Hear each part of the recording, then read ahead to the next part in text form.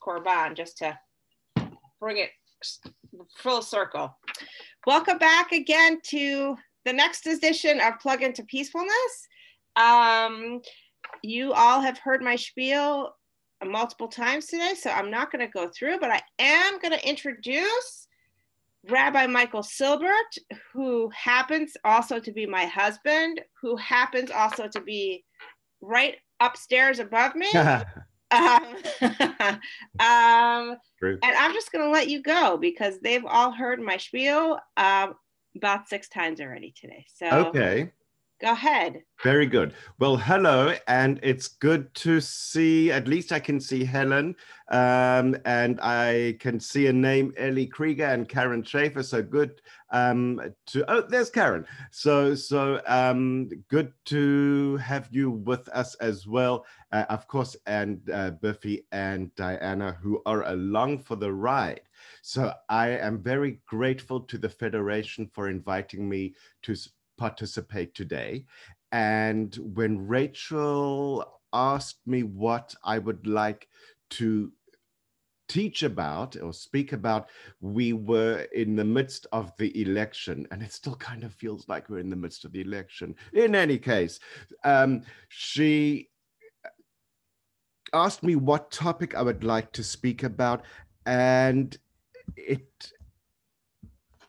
what was one of the core themes of this election? We were choosing a leader, and one of the core themes, and without getting into party politics, but you couldn't not notice it, was this issue of character. What about character and leadership? And that was massive. I think that both parties' leaders were projecting certain aspects of their characters and wanted people to think about it and to find them their personal characters appealing.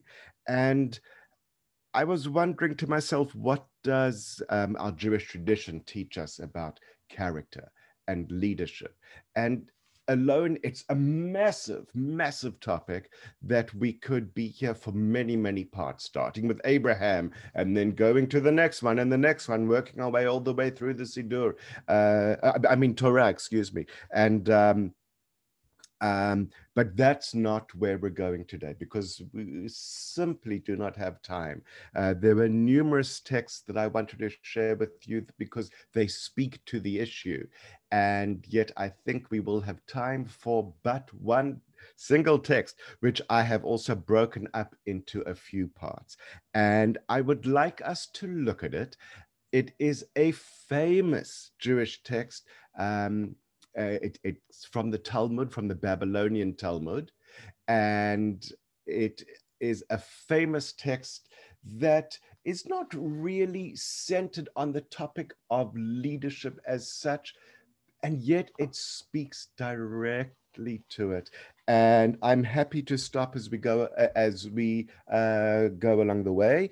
And if necessary, I will say, sorry, can't stop anymore. We got to keep moving at this point because we will be running out of time. So let us begin, and let me use my massive powers of the share screen. I'm going to try not to let that go to my head. Here we go. Okay, we landed on the right page first time round, nothing self-incriminating. Okay, so we are in the Babylonian Talmud as opposed to the Palestinian or Jerusalem Talmud. We are in tractate blessings known as Masechet Brachot. Bracha is a blessing, as you might very well have heard by this point of your lives. And we are on page 27b. And we start off, picture the scene. We are in the famous Babylonian Academy, the source of tremendous, tremendous Jewish learning, which has had a lasting impact on our people, on our understanding of how to live as Jews for the almost 2,000 past years. And we are inside the academy itself. The academy has as its leader as it's the term that's used here is nasi, which in modern Hebrew we use for the word president, and its leader is Rabban Gamliel. And if you've ever heard that name before, if it's vaguely familiar to you, you might remember it or have heard it repeated in your Passover Seders. In any case, we're in the academy and a question is asked, and as in some rigorous academic environments, for those of you who've had any background, I know Karen has an academic background being attached to a university. Sometimes academia can be a blood sport, you know, where people go at each other mercilessly, almost in an act of showing who can outwit the other, who can outdo the other. And heaven help you if you're on the losing side, because you'll be put down in a publicly humiliating way. And this is what we are looking for. We're looking out for the humiliation, what the source of it is, and how people react to this public humiliation, especially given the source of it. Okay, so the sages taught, and I remind you to please interrupt me when you need me to. The sages taught there was an incident involving a student who came before Rabbi Yehoshua. Now, Rabbi Yehoshua is not the head of the academy. He's a very important scholar, but he's not the head. And the student said to him, "Hey, Rabbi Yehoshua, as a matter of interest, the evening prayer, which is one of the 3 prayer services every day, is it optional or is it obligatory?" Now, it's not a totally stupid question. It's, if you know the background to it, it's a reasonable question. We're very clear on the morning and the afternoon service. It's not so clear what the status is of the evening service. So Rabbi Yehoshua says to him, optional. Fine. The student then goes to another teacher, mistake number 1, because we are also taught that you should pick yourself a teacher and stick with that teacher. Instead, he's heard one rabbi's opinion and he is not happy with the answer, so he goes to another rabbi, which is kind of setting himself up for a bit of disaster. And he asks Rabbi Gamliel the same question: is the evening prayer service optional or obligatory? And Rabban Gamliel says to him, obligatory, which is totally different to what he heard from Rabbi Yehoshua.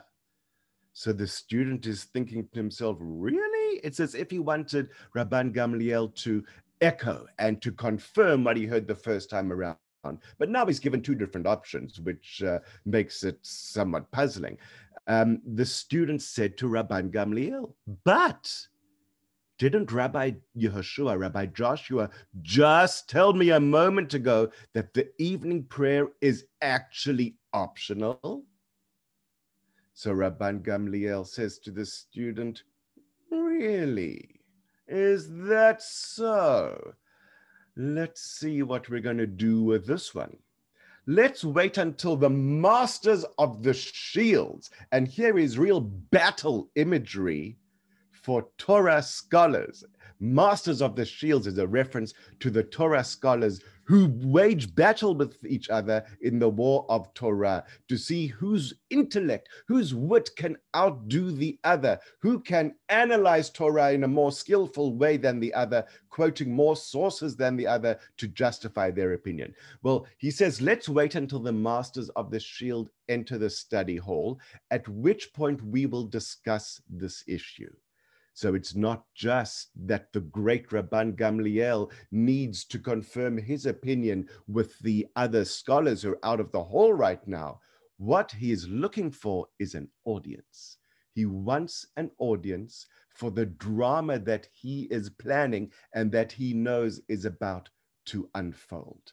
When the masters of the shield enter, the questioner, just an ordinary student, stood before everyone present and asked, is the evening prayer optional or obligatory? So Rabban Gamliel says to him, again, obligatory. All right, nothing new.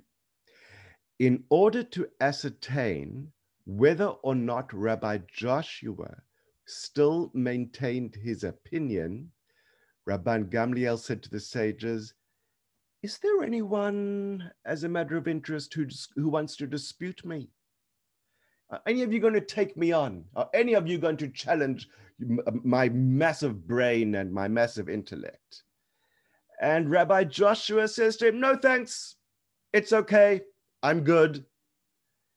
And he says it in deference to Rabban Gamliel, not because he suddenly is feeling weak, or not because he suddenly is losing the courage of his own conviction, but in deference. He felt confident about what he felt, but he didn't want to argue publicly with the great Rabban Gamliel. So before I continue, I've got to ask you a question. What could be going on here? If he doesn't wish to argue with him publicly, might it be because he feels that he could be put down? Maybe he fears the put down that he sees coming. Maybe he's no longer so sure. You know, when somebody says to you, are you sure? And suddenly doubt is being entertained. Oh God, I don't know. Maybe I was wrong. Maybe I was thinking about something else. Forget it, ignore me, pretend I'm not even here. What do we think might be going on here? Any suggestions? Well, I have a question. Yes. So what do we know about their past history? Do we have a history? Like, what is the previous tractate of the, verse of the Talmud? So that is very interesting. What do we know about their history? We're about to read about some of their history. So yes, it's totally relevant, but I would be spoiling what we're about to come up against, what we're about to encounter.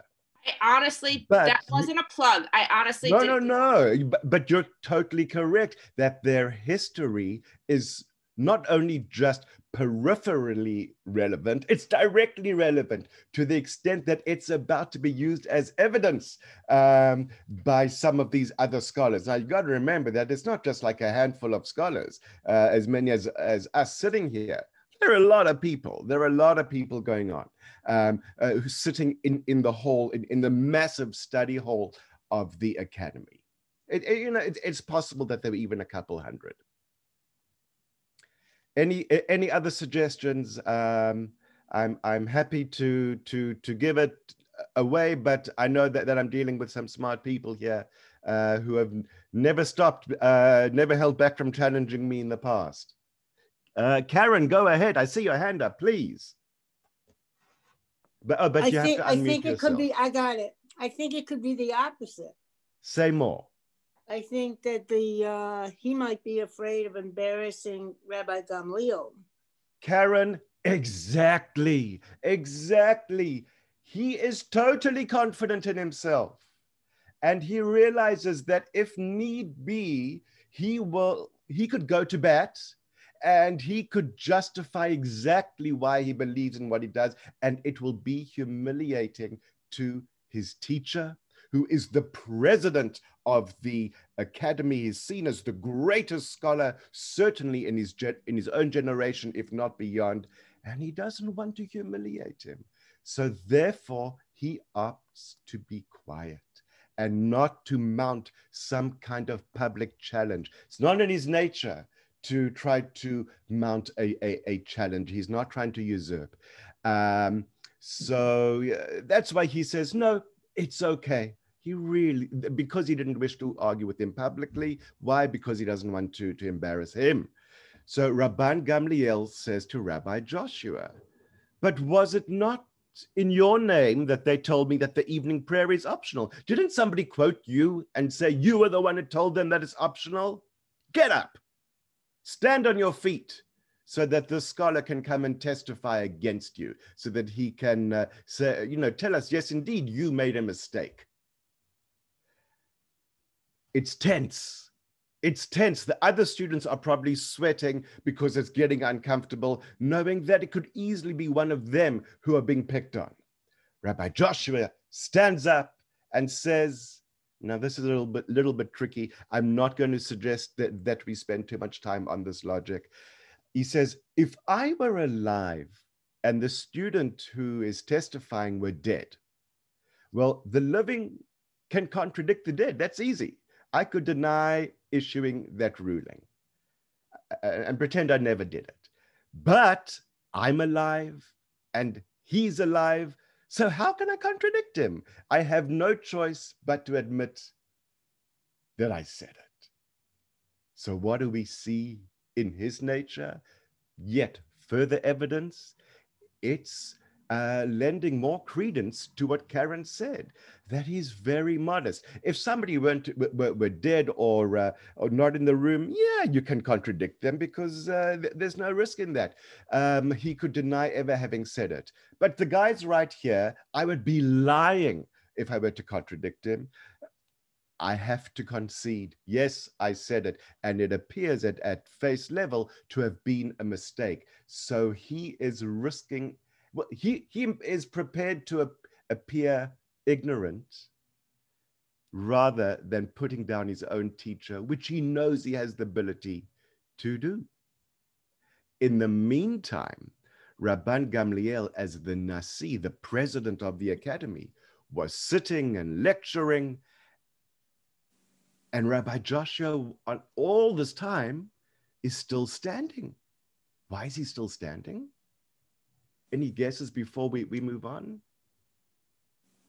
He's still standing because Rabban Gamliel has not said, thank you, you're dismissed, go sit down. He hasn't said that. And so out of his very humble nature, very deferential nature, he remains standing until he is told by the Great One, you may be seated. So the text says he's still standing because Rabban Gamliel did not instruct him to sit. He remained standing in deference to the Nasi. This continued for quite some time until it aroused great resentment against Rabban Gamliel. And all of the people in the study hall start murmuring and said to Chutzpit, the disseminator, this kind of TA, this teacher's assistant who's working with Rabban Gamliel in the study hall, stop it. Tell this guy he's got to stop teaching. It's enough.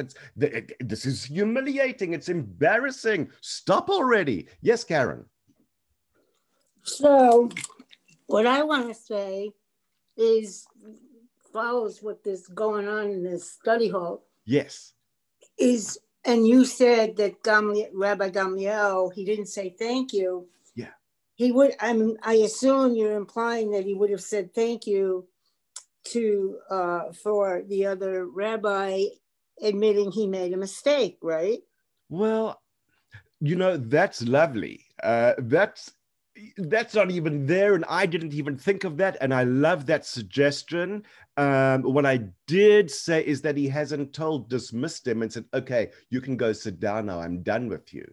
And the convention, the behavior of the time is that until the master has given you permission to sit down, you remain standing in front of the master. Okay, so the thank you was not a real part of that. No. But what I want to say is that I think deserves more attention is how Rabbi Yeshua's admission of making a mistake, even though it appears here to be one of logic.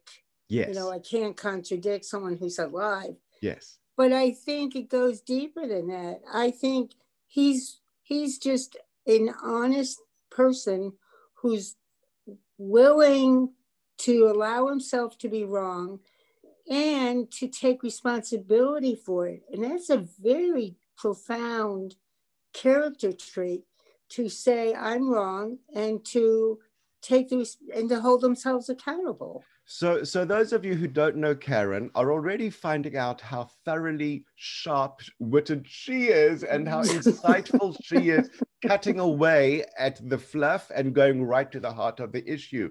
To Karen, I say this: yes, exactly, totally, totally. You know, number one, he has humility. Number two, he has honesty. He's able to acknowledge when he's wrong, except certainly he's able to acknowledge that he said something that is not going to be a popular answer and that is going to result in his embarrassment, even though he has the power to overturn But it. he's showing more character than Rabbi Gamliel. Yes, indeed he is. Yes, indeed he is. And so, Karen, I love the way that you put that. He's So showing more character than Rabban Gamliel because of the way that I set it up. I asked, what about the character in our leaders? And now Karen is saying that here the lower down, the peon is, if I may call him that, is showing more character, which at a certain level, you know, ought to be stirring up our own thoughts and making us think, gee, maybe this guy would be a better president than Rabban Gamliel. I don't know if that's where you're going, but it certainly sounded like it. But the study hall in this group, the students are upset that Gamliel hasn't told the other one to sit down. Yes, the students are bothered by it too. So the irony is that Rabbi Gamliel is humiliating himself. You know, people who are very cocky.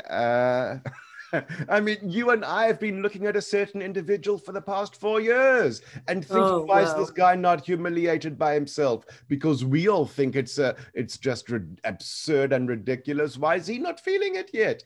And this is kind of, and this is kind of what's happening here too, where these students are saying to the TA, geez, this guy's, you know, it's embarrassing just watching what he's doing to himself.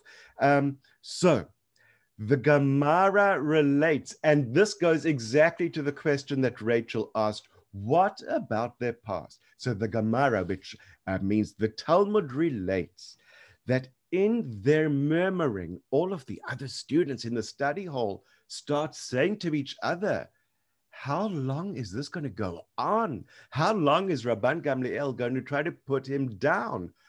Do you remember just last year on Rosh Hashanah, he humiliated him? The word here, it gets translated into afflicted. We're going to translate it as humiliate. Just last year on Rosh Hashanah, he humiliated him. Rabban Gamliel ordered Rabbi Joshua to come. Here's just an example. We're not going to get lost in the example. Rabban Gamliel ordered Rabbi Joshua to come to him carrying his staff and his bag on the day on which Yom Kippur occurred, according to Rabbi Joshua's calculations. So that was a huge embarrassment. It even caused Rabbi Joshua to violate Yom Kippur in order to not publicly take Rabban Gamliel onwards. Regarding the firstborn, in the incident involving a question asked by Rabbi Tzadok, he afflicted him. He humiliated just as he's doing now, and he forced him to remain standing for his failure, as punishment for his failure to defend his differing opinion. So exactly what Rachel was getting at, there is a history to this, and the students know it. The students know it. Once again, he is humiliating him. And what do the students say next? And this is a shocking moment in the Talmud, but any beginner Talmud scholar learns this as one of the first things that they're ever subjected to in Talmud, and they therefore are familiar with this value that the Talmud teaches about leadership itself. The students say to each other, let us remove him from his position as Nasi. It's not his colleagues who are higher level. It's not even Rabbi Joshua. It's the low down peanut gallery who say, let's depose him as the head of the academy, as the head of the institution. Let's toss him out. So I'm going to pause here. I'm going to cool down because I'm getting quite excited. And I'm going to ask you how, or what this says to you, what the various different competing values are that are being presented to us, and what direction is this taking us in? And what is it saying about character?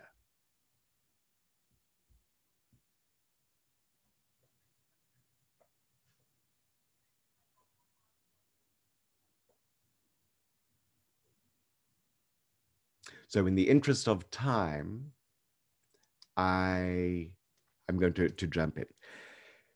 There are some values, some competing values here. Number one, scholarliness is huge. They wouldn't have this great, famous academy if it didn't mean anything. And to be the leader, to know more than others, is an issue of status. But clearly, so we have that. We also have the reaction of these students who are bristling at this degree of arrogance and the massive ego of this leader. And to those of you who know me, I've said, or I often say that I feel that huge ego and tiny ego are really almost the exact same thing. Instead of being a straight line continuum, I see ego as a circle where the 2 points of massive ego and tiny ego almost touch. They're almost the exact same thing. When people display huge ego and need the admiration, need the recognition, why is it? Is it because things are they really are so fragile and so frail that they need to be lifted up and made to feel better? And so this guy, this leader presents the most horrible, ugly arrogance. And the students say, you know, to hell with his knowledge, to hell with the fact that he could probably outwit all of us or most of us. We don't want this guy around as our leader, as the leader of this academy. And that is a massive point where the students rebel and toss the president of the academy out.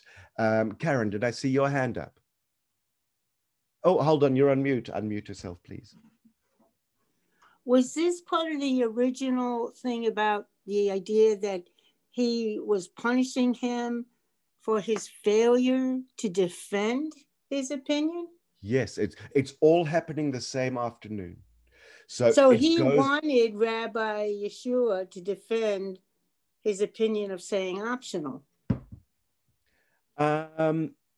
So that's the question. You know, did he know that Rabbi Yeshua, really knew better than to say the wrong thing and then not back it up? Or did he sense that Rabbi Yeshua had the chops, but that he just wasn't going to show it? And who knows, maybe you could argue that Rabban Gamliel likes a good fight. I don't know. Maybe he wanted to be taken on. Maybe, you know, like a boxer likes to box. What's the adjective I've heard numerous times on the news recently? Pugilistic. Maybe that's his character. I don't know. But even if that is his character, people get tired of that, as we've seen. People get tired of a leader whose character is to be constantly fighting, constantly demanding that everybody else remain on their toes, because watch out, he might knock you on. You know, it's exhausting. It's exhausting. People cannot take that.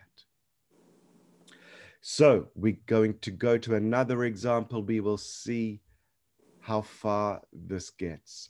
How much time we have to go through. You have about 1.5 minutes. Oh, then forget it. Then in that case, forget it. But what I can tell you is that yes, indeed, he is overthrown. He is deposed. He is tossed out. And on the day that he leaves the academy, word gets around the town, word gets around beyond the town, to the extent, because this guy's got a reputation not just inside the academy, his reputation goes far beyond, to the extent that the doors of the academy are flung open and hundreds of new scholars come pouring in, people who were kept away from learning until this point because they were too afraid of this despotic kind of character.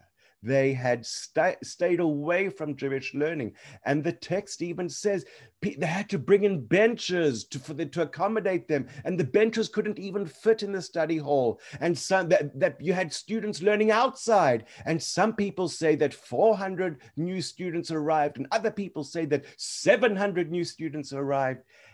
And this is the effect, certainly on learning, that this guy had, which would, of course, bring us back to the question of character of the leader.